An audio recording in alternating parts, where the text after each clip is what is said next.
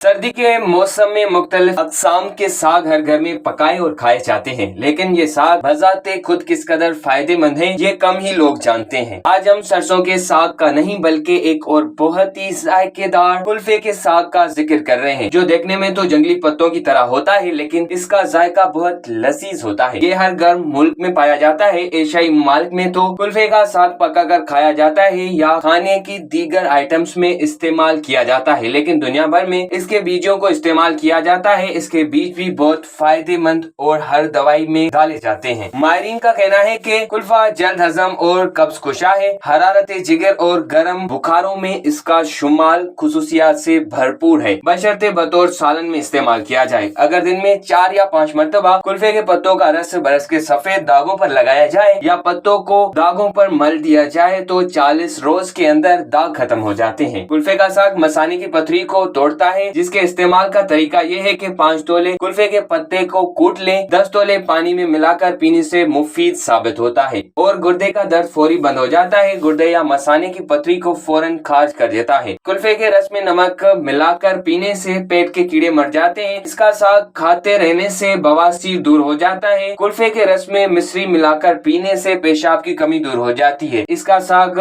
तली और दीगर बीमारियों में निहायत मुफीद साबित होता है। कतरा कतरा पेशाब आने की सूरत में कुल्फे को उबाल कर उसका जोशांदा पिया जाए तो गुर्दे और पित्ते की पथरी खुद ब खुद निकल जाती है और पेशाब के मसाइल भी हल हो जाते हैं।